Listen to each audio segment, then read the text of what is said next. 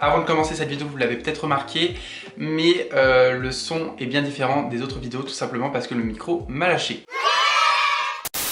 Alors, c'est pas vraiment le micro, c'est plus le câble qui fonctionne toujours pas. J'ai acheté deux câbles, les deux câbles ne fonctionnent pas, enfin bref, c'est une angoisse. Donc je suis désolé, mais je devais impérativement tourner cette vidéo aujourd'hui. Enfin, à l'heure où moi je tourne, mais vous, à l'heure où vous voyez cette vidéo, ça a été tourné depuis déjà un petit moment.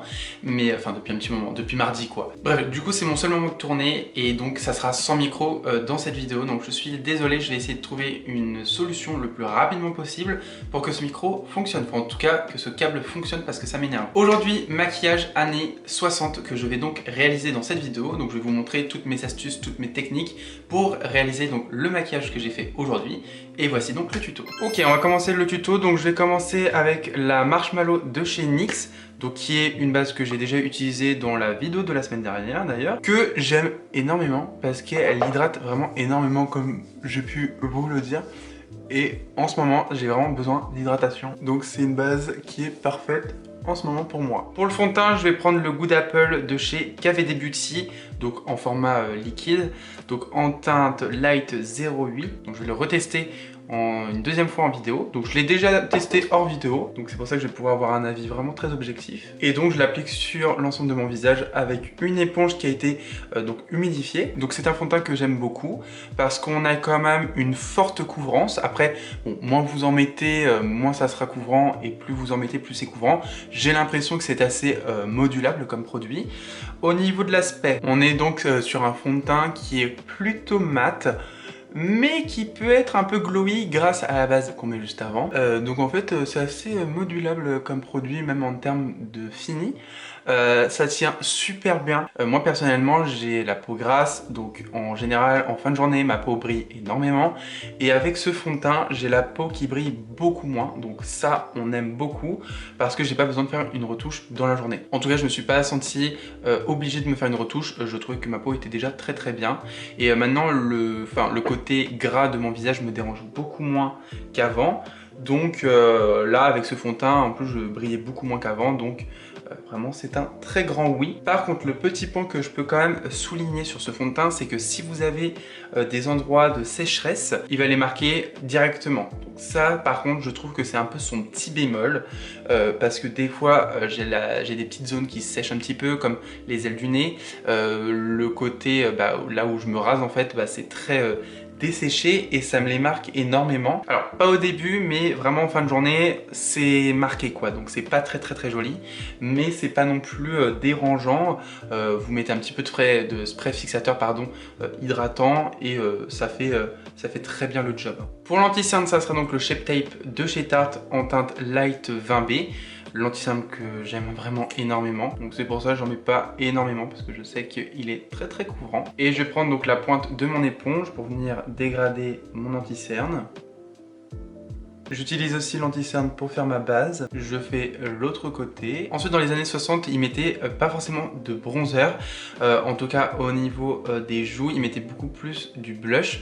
Donc c'est ce qu'on va faire, et je vais mettre un blush crème parce que ça sera beaucoup plus intense et ça se verra un peu plus. Et donc je vais utiliser la palette de blush de chez Kiko de la collection Power Love en teinte 2. Donc qui se présente comme ceci. Pareil, je l'ai testé dans la dernière vidéo.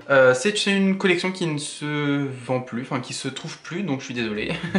Si vous ne l'avez pas, vous ne le retrouverez pas.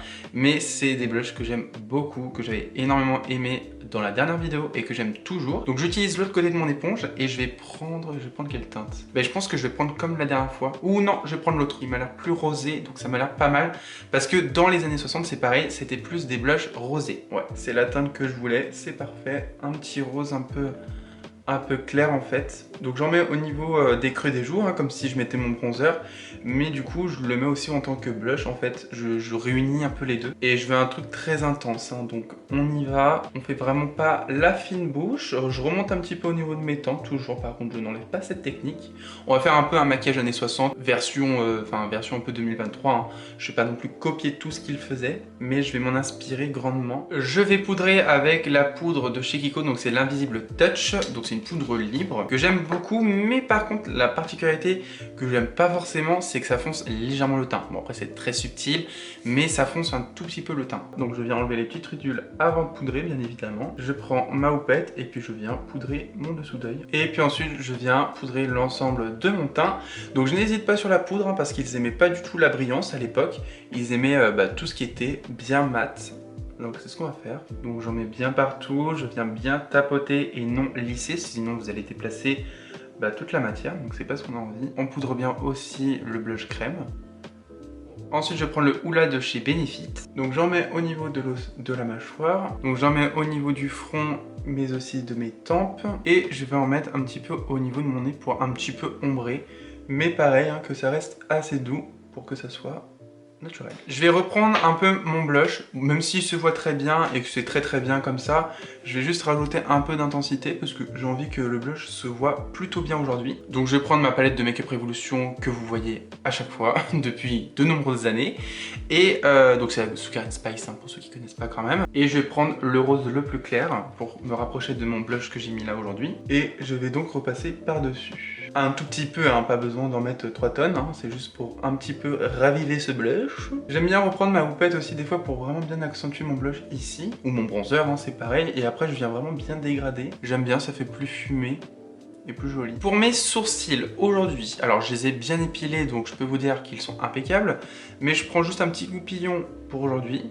Je vais venir les brosser du sens inverse du poil pour juste enlever tout ce qui est poudre, fond de teint, enfin voilà, pour enlever tout ce qui a pu se migrer à l'intérieur. Je vais prendre un petit peu de pommade, donc c'est le Lasting Eyebrow de chez Kiko, avec un petit pinceau biseauté gros pour juste en fait compléter l'intérieur, mais de façon très naturelle, hein. Je vais pas venir les redessiner comme je faisais avant. Et après avec mon 24 heures Brow Setter de chez Benefit. Donc c'est un mascara à sourcils et je viens donc les peigner pour les mettre un petit peu en l'air. Donc j'ai fait quelque chose de très naturel au niveau des sourcils parce que dans les années 60 ils retouchaient pas non plus énormément leurs sourcils. Enfin je sais qu'ils avaient une forme assez marquée, assez tracée, un peu comme ce que j'ai moi naturellement. Donc je vais pas venir les marquer un peu plus que ce qu'ils le sont déjà.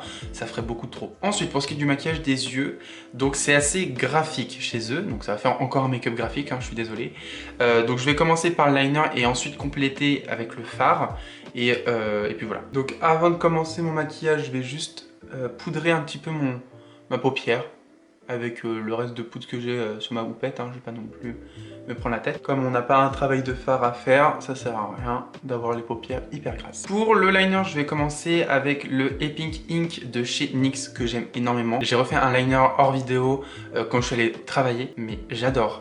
Vraiment, on n'est pas sur un style feutre, on est vraiment sur un style pinceau. Donc moi, c'est tout ce que j'aime parce que vous savez, moi j'aime tout ce qui est plutôt liner cake, où je viens avec mon pinceau liner très fin pour faire des liners vraiment super fins.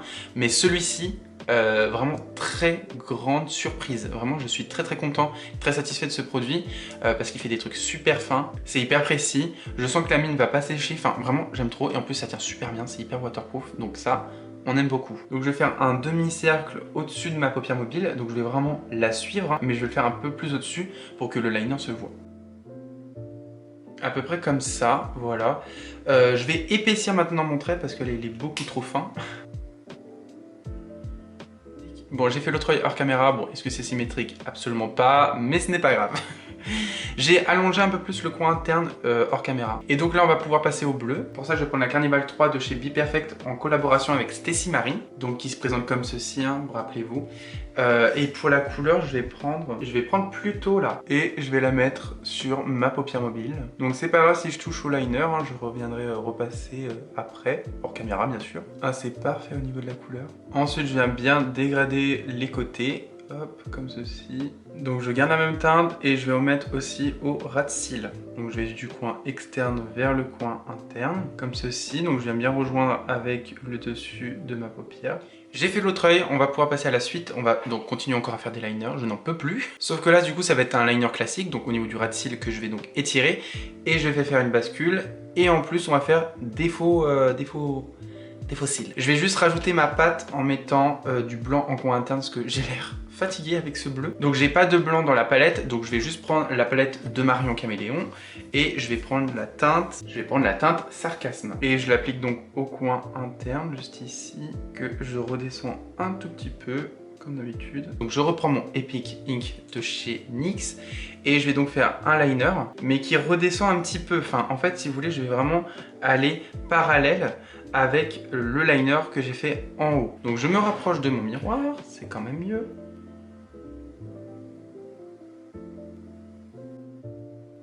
Donc je vais faire maintenant une bascule. Maintenant que la bascule est faite, je vais juste mettre du crayon noir dans ma muqueuse. Donc c'est le Lasting Précision en teinte 16 de chez Kiko. Je reprends mon liner et je vais reformer des cils pour de faux. Voilà. J'ai fait hors caméra l'autre œil, j'ai mis un peu de mascara et on va pouvoir terminer avec les lèvres. Pour les lèvres, en général c'était dans les tons un peu orangés, un peu saumon, sauf que je n'ai pas ça dans mon placard, je vous avoue. Je vais voir dans mes palettes de fard gras et en général les bouches sont assez glossées, donc c'est ce qu'on va faire. Sauf qu'après si je prends ma palette de fard gras, ça fait quand même très orange. Comment je fais un mélange. Donc vous l'avez compris, c'est donc le grand retour de la palette Athena de chez You Can Be. Vraiment, ça fait très longtemps que je ne l'ai pas utilisé, enfin depuis Noël du coup.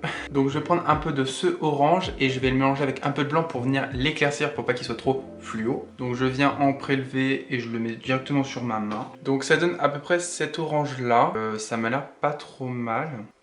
Ah, c'est peut-être un peu clair. Ah bah non, bah écoutez, en fait je vais le prendre pur finalement parce que ça m'a l'air pas mal finalement. Donc j'en mets un tout petit peu, hein. Je veux pas non plus qu'il y ait plein de fard gras dessus.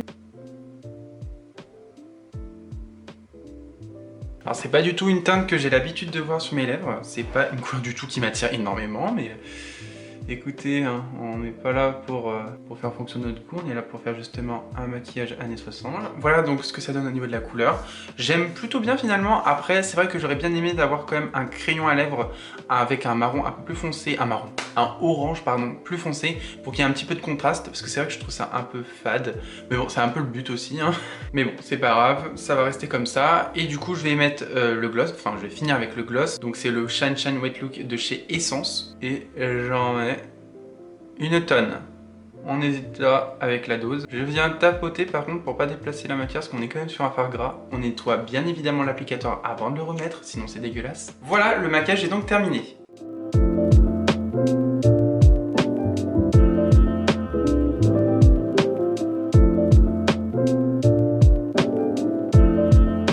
La vidéo se termine, merci à tous de l'avoir regardé, j'espère qu'en tout cas le maquillage vous aura plu. Moi personnellement j'adore. Alors peut-être pas les lèvres, c'est vrai que cette couleur c'est pas non plus une couleur que j'aime énormément porter. Sur les autres il n'y a pas de souci, mais sur moi je trouve que c'est pas quelque chose qui me va le mieux. Mais par contre le maquillage des yeux j'aime beaucoup, même si c'est dans les années 60, c'est un style que j'aime énormément. D'ailleurs je pense faire plus de vidéos en mode je me maquille comme dans les années 50, dans les années 80, enfin là, tout ce style un peu de maquillage pour chaque année. Donc là j'ai commencé avec les années 60, c'est vrai que j'aurais pu commencer dans l'ordre, mais j'ai pas forcément envie d'aller dans l'ordre justement, mais j'ai plus envie d'aller en fonction de mes envies et en fonction aussi des époques que j'aime le plus. Ce qui est sûr c'est qu'il y aura les années 80, il y aura les années 50, enfin voilà, bref. En tout cas je prévois plein de petites vidéos un peu de ce style là, donc j'espère qu'elles vous plairont. Bref en tout cas abonnez-vous et likez cette vidéo si elle vous a plu, et sur ce on se retrouve très bientôt pour une prochaine vidéo.